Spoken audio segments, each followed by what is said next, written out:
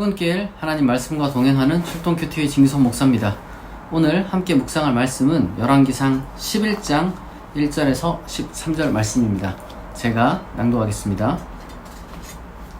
솔로몬 왕이 바로의 딸 외에 이방의 많은 여인을 사랑하였으니 곧 모압과 암몬과 에돔과 시돈과 헷 여인이라. 여호와께서 일찍이 이 여러 백성에 대하여 이스라엘 자손에게 말씀하시기를 너희는 그들과 서로 통혼하지 말며 그들도 너희와 서로 통혼하게 하지 말라. 그들이 반드시 너희의 마음을 돌려 그들의 신들을 따르게 하리라 하셨으나 솔로몬이 그들을 사랑하였더라. 왕은 후궁이 700명이요 첩이 300명이라. 그의 여인들이 왕의 마음을 돌아서게 하였더라. 솔로몬의 나이가 많을 때에 그의 여인들이 그의 마음을 돌려 다른 신들을 따르게 하였으므로 왕의 마음이 그의 아버지 다윗의 마음과 같지 아니하여 그의 하나님 여호와 앞에 온전하지 못하였으니 이는 시돈 사람의 여신 아스다롯을 따르고 암몬 사람의 가증한 밀곰을 따름이라. 솔로몬이 여호와의 눈앞에서 악을 행하여 그의 아버지 다윗이 여호와를 온전히 따름같이 따르지 아니하고 모압의 가증한 그모스를 위하여 예루살렘 앞 산에 산당을 지었고 또 암몬 자손의 가증한 몰록을 위하여 그와 같이 하였으며 그가 또 그의 이방 여인들을 위하여 다 그와 같이 한지라. 그들이 자기의 신들에게 분향하며 제사하였더라. 솔로몬이 마음을 돌려 이스라엘 하나님 여호와를 떠남으로 여호와께서 그에게 진노하시니라. 여호와께서 일찍이 2번이나 그에게 나타나시고 이 일에 대하여 명령하사 다른 신을 따르지 말라 하셨으나 그가 여호와의 명령을 지키지 않았으므로 여호와께서 솔로몬에게 말씀하시되 네게 이러한 일이 있었고 또 네가 내 언약과 내가 네게 명령한 법도를 지키지 아니하였으니 내가 반드시 이 나라를 네게서 빼앗아 네 신하에게 주리라. 그러나 네 아버지 다윗을 위하여 네 세대에는 이 일을 행하지 아니하고 네 아들의 손에서 빼앗으려니와 오직 내가 이 나라를 다 빼앗지 아니하고 내 종 다윗과 내가 택한 예루살렘을 위하여 한 지파를 네 아들에게 주리라 하셨더라. 아멘. 오늘은 솔로몬 왕이 이 말년에 이 소위 말해서 수많은 여인들을 이렇게 아내로 맞이하고 뭐 첩으로도 맞이하고 그로 인해서 소위 솔로몬이 타락했다. 이런 내용을 우리가 읽었습니다. 뭐 유명한 이야기입니다. 솔로몬의 어떤 그 지혜만큼이나 솔로몬의 그 여성 편력 그리고 이제 그것이 어떻게 그를 다른 그 소위 말해서 종교에게로 마음을 돌리게 하였는가, 거기에 대해서 우리가 이제 많이 보게 되었죠. 이 이야기를 우리가 일단은 시대적인 그 차원에서 살펴야 됩니다. 우선 일부 다처가 문제냐라고 했을 때 그거는 문제가 되지 않았어요. 사실 성경이 일부 일처를 이제 뭐 창세기라든지 그리고 뭐 예수님이라든지 그렇게 이제 신구약에서 원리적으로 제시되긴 하지만 시대적 차원에서 일부 다처 그 자체가 뭐 정죄된 그런 건 아닙니다. 그냥 일종의 그 결혼을 통해서 이방 여인과의 결혼을 통해서 이제 종교가 신앙이 이 여호와의 신앙에서 좀 벗어나게 됐을 때 뭐 이걸 문제로 삼은 것이고, 오늘날에 또 이제 성윤리가 있으니까 거기에 우리가 뭐 그냥 따라가면 될 것 같고, 성윤리라는 것은 사실 그렇게 이제 왔다 갔다 하는 겁니다. 그러니까 이걸 보고 뭐 일부 다처에 우리가 뭐 집중할 건 전혀 없을 것 같습니다. 그리고 또 다른 차원에서 우리가 살펴보자면 우리가 이 본문을 통해서 이게 종교가 통일이 돼야 된다. 그러니까 이런 식으로 또 접근하시는 분들이 있죠. 그러니까 그게 실천적 차원에서 저는 뭐 종교가 통일되는 게 좋다고 생각은 해요. 그러니까 뭐 이제 사람들끼리 만나고 이제 뭐 결혼하고 연애하고 이럴 때 종교가 다르면요, 좀 사실 친해지기도 쉽지 않고 서로 사랑하기도 쉽지가 않은데 뭐 살다 보면 또 이제 점점 뭐 벌어질 수는 있겠지만 뭐 그런 부분들이 조금은 걸림돌은 될 수 있겠다. 그러나 그게 또 본질이냐라고 했을 때는 그거 말고도 더 이게 골치 아픈, 그러니까 종교는 똑같은데 뭐 그거 외에도 다른 걸로 이제 문제가 많이 생길 수 있기 때문에 그냥 그것도 하나의 그 고려사항 중에 하나지 뭐 본질적인 사항은 전혀 아닙니다. 그러니까 완전히 고려 안 할 수는 없겠지만 본질적인 것은 또 전혀 아니다. 그러니까 무조건 종교가 같아야지만 하고 종교가 다르면 무조건 안 되고 이런 건 아니지만 그냥 중요한 사항 중에 하나가 될 수 있겠죠. 뭐 성격 차이 이런 것처럼 종교 차이 이 정도로 우리가 생각하면 됩니다. 그러면은 우리가 솔로몬의 이 문제가 뭐였느냐? 솔로몬이 예루살렘 성전을 파괴한 것도 아니고요. 예루살렘 성전에 여호와가 없는 것도 아니었어요. 그냥 자기가 이제 여러 민족과 이제 동맹 차원에서 사실 결혼을 하는 거거든요. 이 결혼을 한다는 것이 솔로몬이 단순히 여성을 좋아해서 이게 아니라 솔로몬은 굉장히 국제적인 감각이 있는 왕이었어요. 그래서 그 건축을 통해서도 무역을 통해서도 국제 관계를 잘 이루었지만 동시에 이 결혼 관계를 통해서 우호 관계를 맺는 거죠. 그러니까 결혼을 하면 서로 침략하지 않겠다는 상호 어떻게 보면은 그러한 것들이 되는 거잖아요. 그러니까 그런 차원에서 이 솔로몬이 뭔가 국제적인 그 전략, 이 당시 때는 다 그렇죠. 뭐 이제 뭐 솔로몬만 그런 게 아니라 원래 이제 그 결혼이라는 게 다 그런 식으로 정략적으로 하는 건데, 이 열왕기야 그 저자 내지는 편집자 입장에서는 솔로몬 이후로 나라가 분열됐단 말이에요. 그러니까 두 개로 나뉘었어요, 최소. 우리가 알고 있는 한 국가의 그 형태는 북이스라엘, 엄청 큰 북이스라엘과 그다음 남유다. 근데 남유다가 되게 작아요. 그러니까 북이스라엘은 우리가 단순히 성경 그것만 봐도 알겠지만 북이스라엘은 좀 큰 나라고 그 지파 10개가 뭉쳐 있잖아요. 그러니까 땅이 엄청나겠죠. 근데 이제 남유다 같은 경우는 예루살렘은 가지고 있어.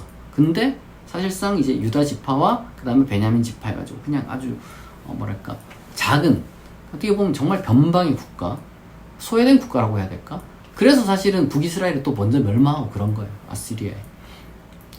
뭐 중요한 것은 이제 국가가 이제 분열되는 원인이 어디에 있었느냐?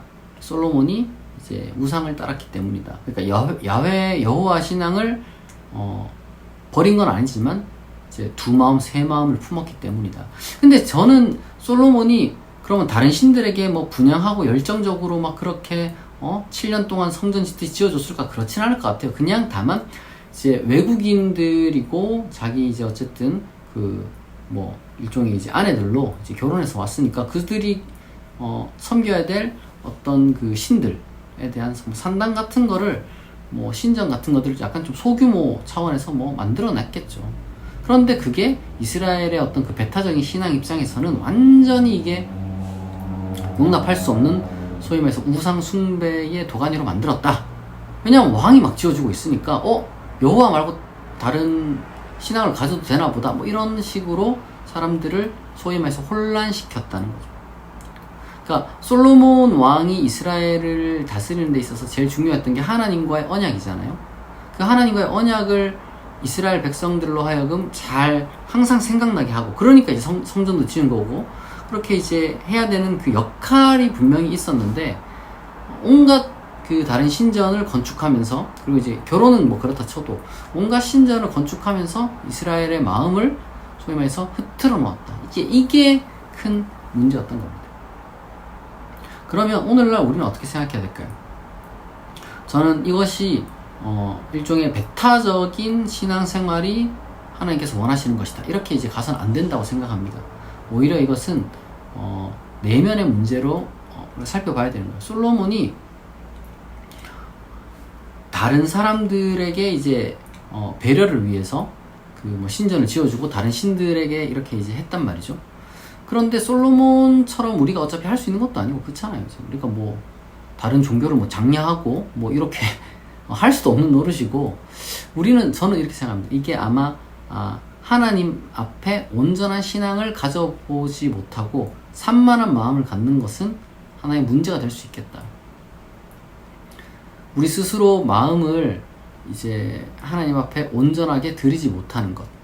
무슨 말이냐면, 이제 솔로몬 스스로는 모르겠습니다. 이제 여호와 앞에 열심히 이렇게 성전도 짓고 뭐 신앙도 열심히 생활도 했을 거예요. 그러나 좀 부족한 게 있었죠. 열심으로 진심으로 깊이 있게 생각을 못한 거예요. 하나님 어떤 그 신앙에 대해서. 그러니까 이스라엘 민족 입장에서는 이 굉장히 심각한 문제가 되었다라고 이제 평가할 수 있는 그런 문제가 된 거죠.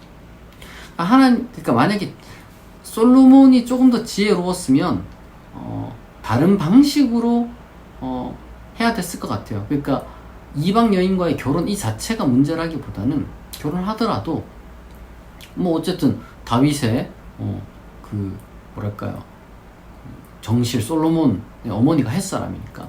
그러니까 우리가 단순히 이방 여인과의 어떤 그런 게 문제가 아니고 솔로몬 입장에서는 아마도 하나님에 대한 어떤 그 깊이 있는 어떤 그 신앙생활이라든지 생각 없이 했던 거죠. 가볍게. 자기는 이제 이만큼 했으면 됐고 좀 신앙에 대해서 깊이 있게 생각을 못하니까 이런 일이 발생한 게 아닐까.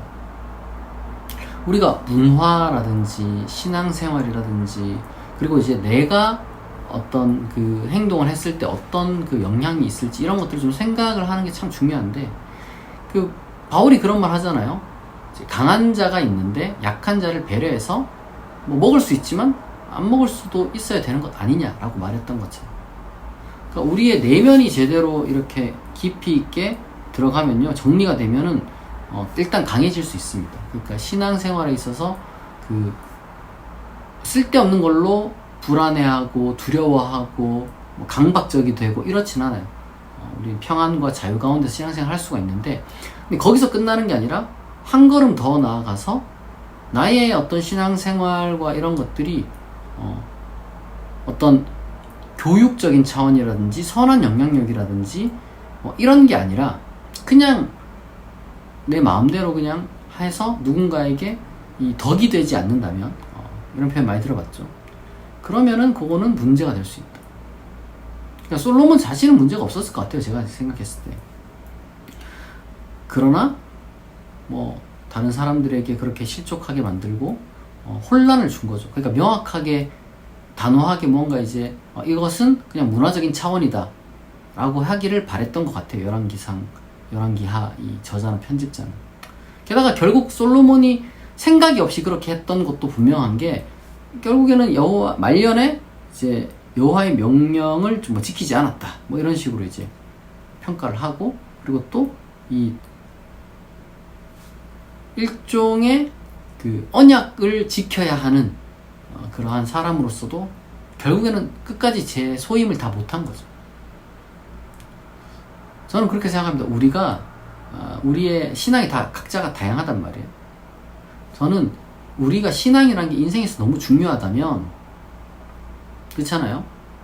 직장 구하고 결혼하고 아니면 노후 보장하고 이거보다 여러분 신앙이 더 근원적인 것이라면 깊이 있게 기초부터 차근차근 성찰해 볼 수 있는 시간이 필요합니다.